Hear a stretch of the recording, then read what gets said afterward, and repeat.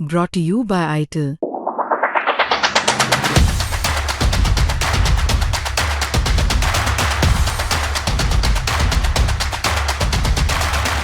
तो आदाब, नमस्कार, गुड इवनिंग, सत श्री अकाल। एक बार फिर आप तमाम लोगों का स्वागत है क्राइम तक की कहानी के इस एपिसोड में। उम्मीद है पूरी फैमिली अच्छी होगी, अपना और अपनों का ख्याल रख रही होगी। 1992 यानी आज से 34 साल पहले 40 साल की एक महिला गायब हो जाती है। उसके घर वाले गुमशुदगी की रिपोर्ट भी लिखाते हैं। फिर धीरे धीरे वो मामला कहीं खो जाता है, क्योंकि खुद घर वालों को पता नहीं था कि वो गुम कहाँ हुई, किस शहर में हुई, कहाँ होगी। लेकिन चूंकि वो मुंबई की रहने वाली थी, इसलिए फैमिली ने मुंबई में रिपोर्ट लिखाई। पुलिस ने भी ढूंढा, लेकिन कुछ कामयाबी हाथ लगी नहीं। धीरे धीरे वक्त बीता, चीज़ें बदल दी गई। 92 के बाद 93 हो गया, मुंबई में सीरियल ब्लास्ट, वो दाऊद इब्राहिम वाला। तो बहुत सारी चीज़ें बदली। फिर पुलिस एक महिला की गुमशुदगी की केस को कितना तवज्जो देती, वक्त के साथ वो सब कुछ भुला बैठी। धीरे धीरे वक्त बीतता गया।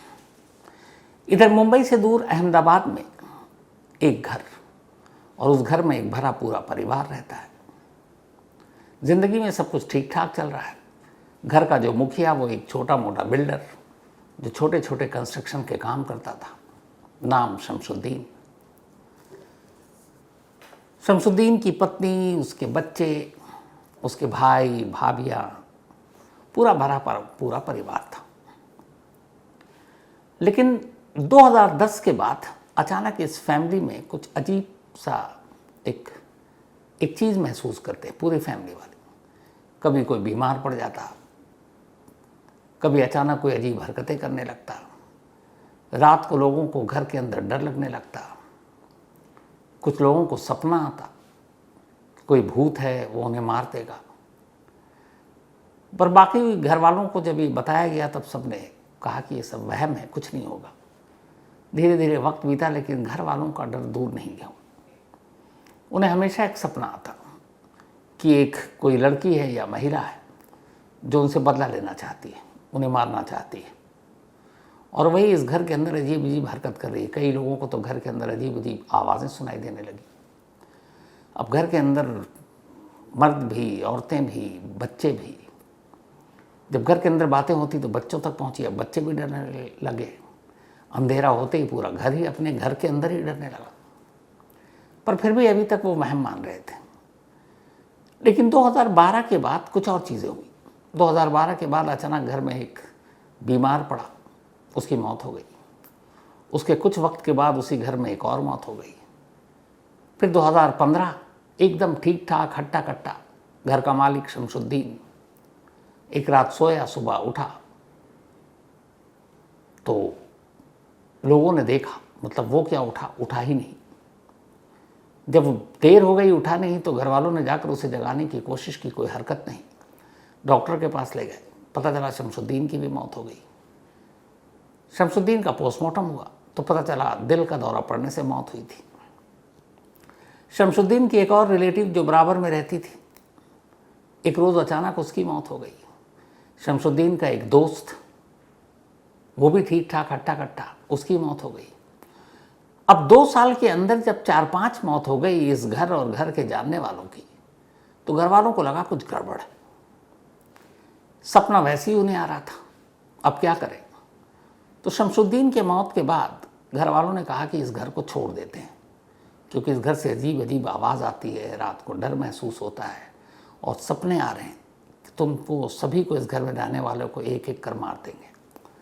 तो अपना घर, ठीक ठाक घर, इस दहशत और उस भूत के वहम की वजह से घर वालों ने छोड़कर बराबर में एक दूसरा घर ले लिया और इस घर को खाली कर दिया। अब वो दूसरे घर में रहने लगे। धीरे धीरे वक्त बीता, लेकिन वो सपना और वो जो सारी बातें थी वो अब तक गई नहीं। इधर इस घर को छोड़ा, वो अब खंडर होता गया, और जिस दूसरे घर में रह रहे हैं वहाँ वो भूत और वो ख्वाब पीछा नहीं छोड़ रहा है। परेशान हो गए। अब 2025-26 का साल आ चुका है, मतलब 15-20 बरस हो चुके हैं, और सपना और डर की बात 10 साल से ऊपर हो चुका है। 4-5 मौतें हो चुकी हैं, कई लोग अचानक बीमार पड़े हैं, कई अजीब अजीब हरकतें करने लगे।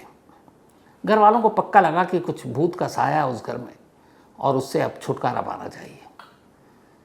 तो घर के लोगों ने तय किया कि किसी तांत्रिक, मौलाना, किसी ओझा इनको बुलाते हैं और पता करते हैं कि मामला क्या और कैसे ये डर और वो वहम दूर हो।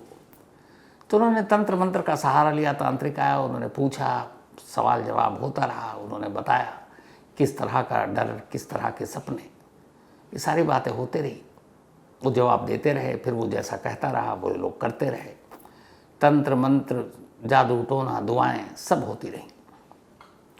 फिर इसी दौरान एक दिन एक तांत्रिक ने पूछा कि अच्छा ये बताओ, क्या इस घर में कभी कुछ ऐसा हुआ है, किसी के साथ जुल्म, किसी के साथ ज़्यादती, कोई नाइंसाफ़ी, या आपको लगता है कि कोई ऐसा दुश्मन जो आपसे बदला ले रहा या ले सकता है? और उसने कहा कि सच बताना, क्योंकि फिर तभी इसका इलाज कर पाएंगे, हम उसका फिर हल बताएंगे। घर के एक शख्स ने तांत्रिक से कहा हाँ हुआ है। उसने कहा क्या हुआ? उसने कहा असल में एक कत्ल हुआ था, लेकिन कत्ल कहीं और हुआ था, पर लाश इसी घर में दफन। इस घर के सेप्टिक टैंक में एक लड़की की लाश दफन है और उसको हमारे भाई ने मारा था। और इस बात को तो अब बरसों बीत गए, 34 साल हो गए। अब उसने सिर्फ इस उम्मीद में कि तांत्रिक को ये बात बताएगा और तांत्रिक उसका हल बताएगा, और वो भी जो भी उस आंगन में सेप्टिक टैंक में जिसे मार कर दफनाया गया है वो उसका इलाज करेगा, ताकि वो घर वालों का पीछा छोड़ दे।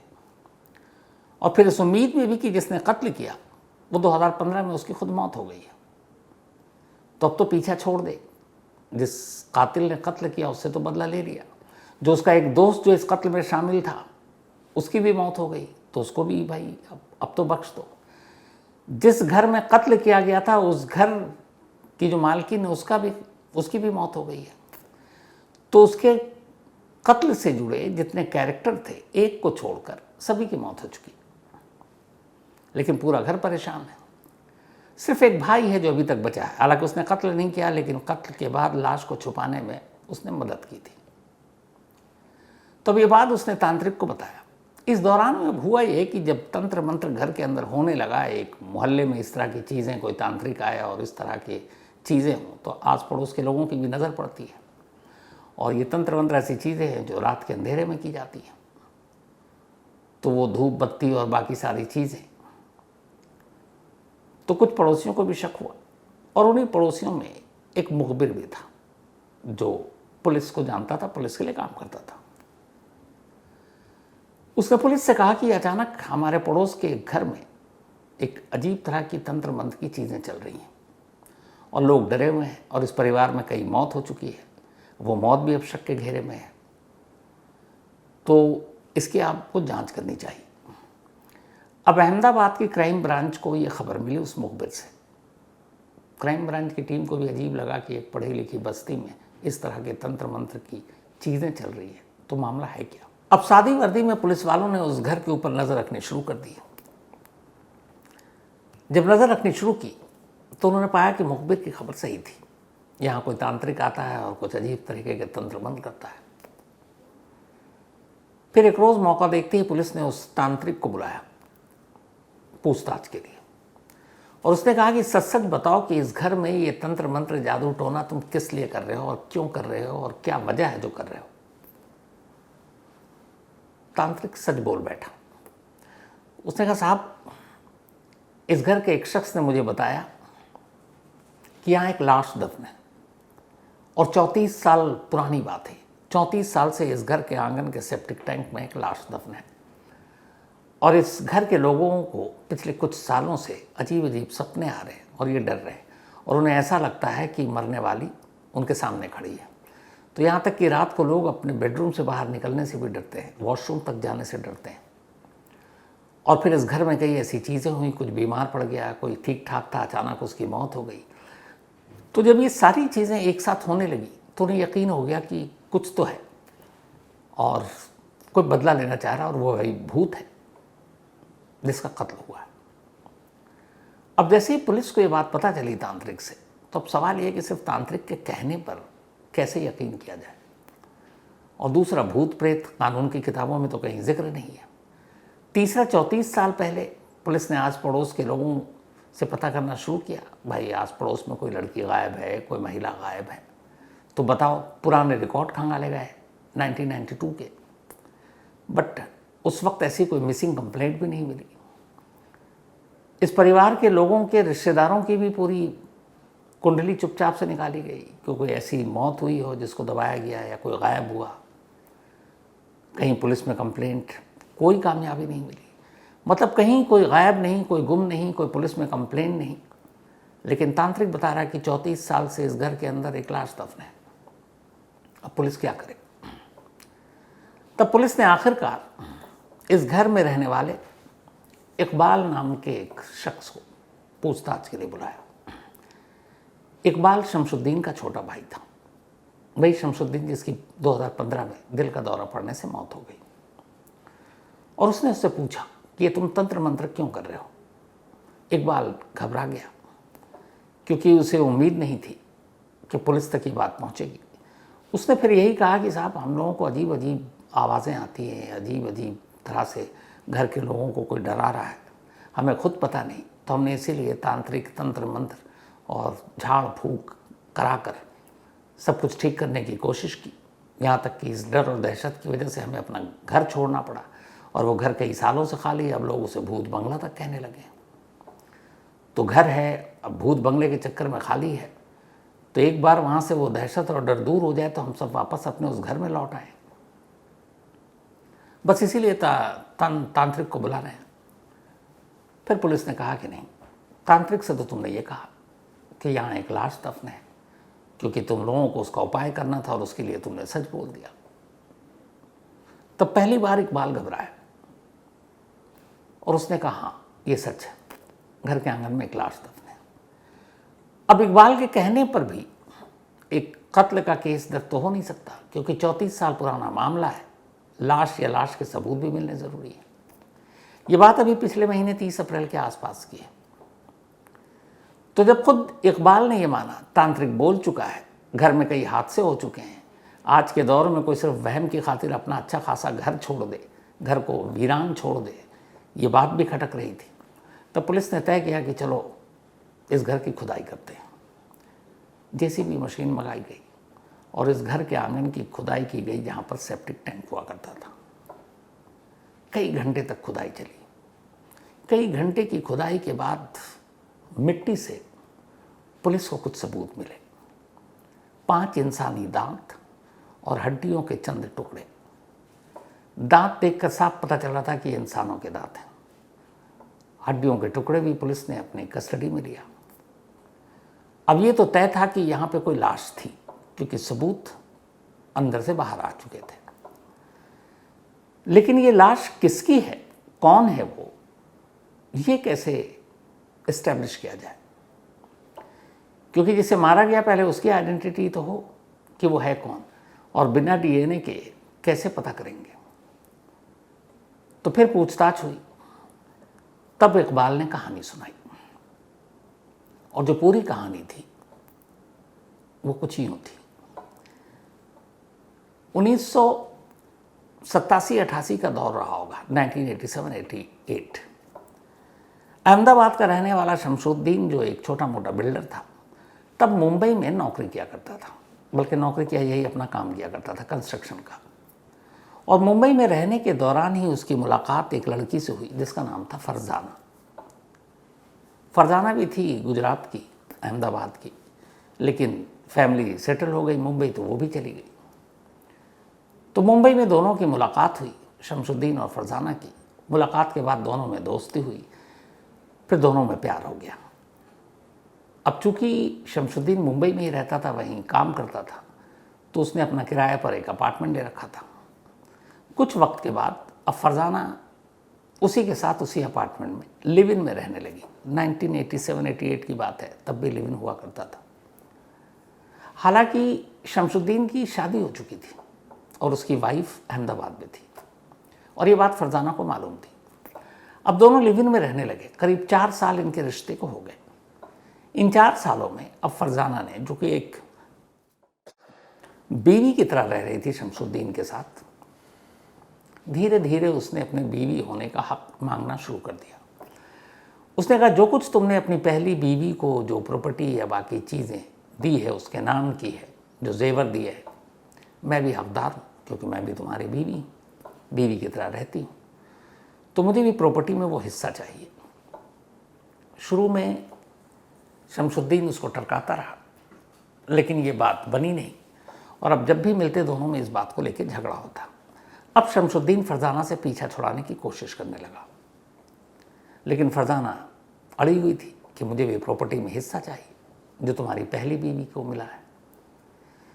1992 जुलाई या अगस्त के महीने की बात थी, और ये भी बताया उसने कि उस रोज़ बारिश हो रही थी। फरजाना अचानक मुंबई से अहमदाबाद पहुंच गई।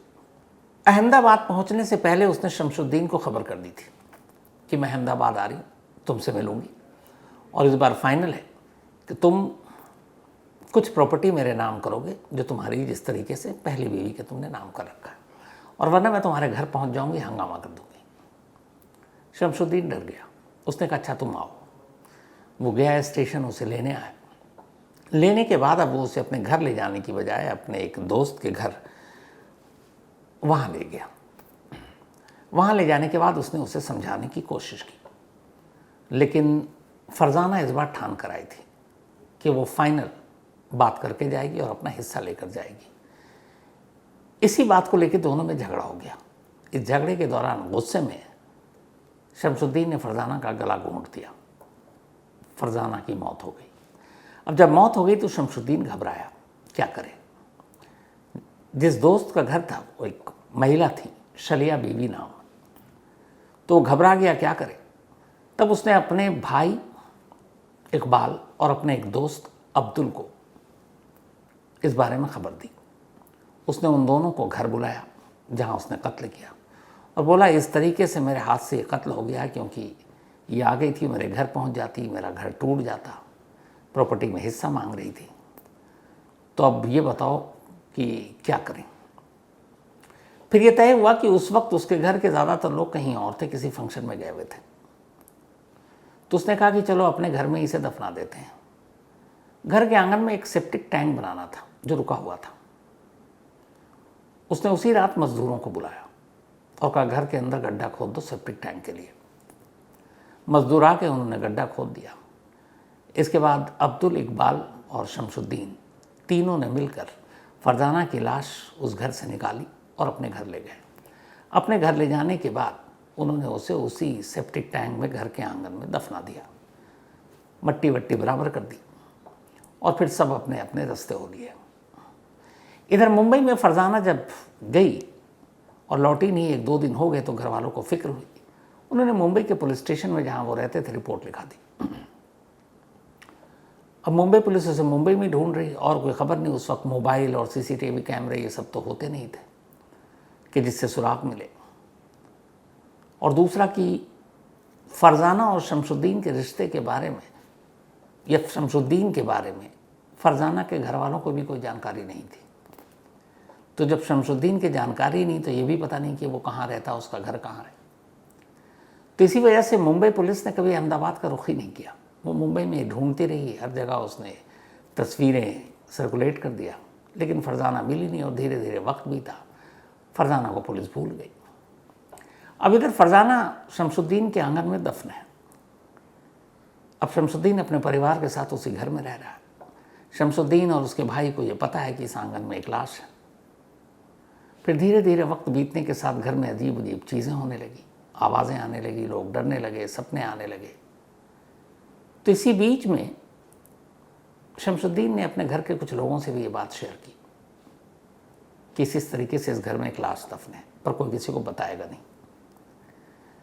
तब तक सभी खामोश थे, लेकिन फिर एक एक कर जब घर में और रिश्तेदारों में मौत होने लगी, जिस घर में कत्ल हुआ उस घर में शलिया बीवी, उसकी मौत, जो दोस्त था अब्दुल, उसकी मौत, और फिर 2015 में खुद शमसुद्दीन की मौत, इसके अलावा 1-2 करीबी रिश्तेदारियों की मौत, और सबकी मौत एकदम अजीब तरीके से, मतलब एकदम ठीक ठाक सब कुछ।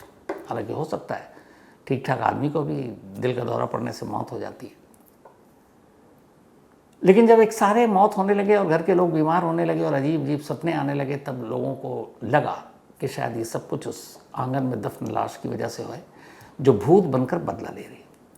और ये बात ख़ास तौर पर शमशुद्दीन का भाई इकबाल जानता था, और इसीलिए जब ये हद से ज़्यादा चीज़ें बढ़ने लगी, लोग घबराहट में और डर में जीने लगे, तो उन्होंने पहले घर छोड़ा, घर वीरान हो गया, भूत बंगला बन गया, दूसरी जगह रहने लगे, लेकिन फिर भी वो सपने और वो डर और दहशत गई नहीं। तब फिर कहीं जाकर तंत्र मंत्र ओझा का सहारा लिया, और तब कहीं जाकर ये खुलासा हुआ। यानी 34 साल बाद कायदे से जिस फरजाना का कत्ल हुआ, उसके कातिल एक एक कर मारे गए सिवाय एक के, और उस घर के भी कई लोगों से उसने बदला ले लिया। और वो फरजाना जिसकी गुमशुदगी या मौत की, गुमशुदगी की ही पता नहीं तो मौत या कत्ल की बात क्या पता चले, 34 साल बाद एक तरह से उसने खुद ही अपने कातिल तक पुलिस को पहुंचा दिया, क्योंकि डर और दहशत उसी को लेकर थी। और उसी वजह से वो तंत्र मंत्र या तांत्रिक के पास गए, और उसी वजह से तांत्रिक को सच बताया, जिस वजह से पुलिस पहुंची, खुदाई हुई और सारी चीज़ें बाहर आई। अब दिक्कत ये है कि 34 साल पुराना ये केस है। फरजाना का डीएनए मैच होने के लिए भेजा गया है, मुंबई में उनके रिश्तेदारों को ढूंढा गया है, और इस पूरे केस के जो चश्मदीद हैं उनमें से सिर्फ एक है अभी पुलिस के पास, वही भाई। अब उस भाई के ज़रिए पुलिस इस केस को कितना पुख्ता बनाती है, क्योंकि सब कुछ इस्टेब्लिश करना पड़ेगा। और कत्ल भी भाई ने नहीं बल्कि शमशुद्दीन ने किया था, लाश छुपाने में बाकी लोगों ने मदद की थी। तब ये केस आगे कोर्ट में किस रूप में जाएगा, ये बड़ा इंटरेस्टिंग होगा, क्योंकि 34 साल पुराने सारे सबूत, राज, एविडेंस आपको कलेक्ट करने हैं और एक मजबूत केस भी तैयार करना है। तो वो 5 दांत और चंद हड्डियाँ, उनके सहारे डीएनए, और डीएनए से ये मिलान की ये फरजाना ही है, और उसके बाद कत्ल का मकसद, और कत्ल के बाद लाश को छुपाने में मदद करने के गुनहगार, जो फ़िलहाल एक ही बचा है। तो अहमदाबाद क्राइम ब्रांच के सामने ये एक चुनौती है केस, और इसी चुनौती का इस वक्त वो सामना कर रहे हैं, और इस केस की जांच अभी जारी है। तो ये थी कहानी उस फरजाना की जो 34 साल तक एक आंगन में दफन होकर भी कम से कम उस घर वालों की नज़र में उन्हें वो डराती रही, और आखिर में अपने ही कत्ल का खुलासा कुछ इस अंदाज में कर दी। तो आज की कहानी में इतना ही। अब आपसे मुलाकात होगी कल रात 9 बजे किसी नई कहानी के साथ। तब तक अपना और अपनों का ख्याल रखिएगा। Thank you very much.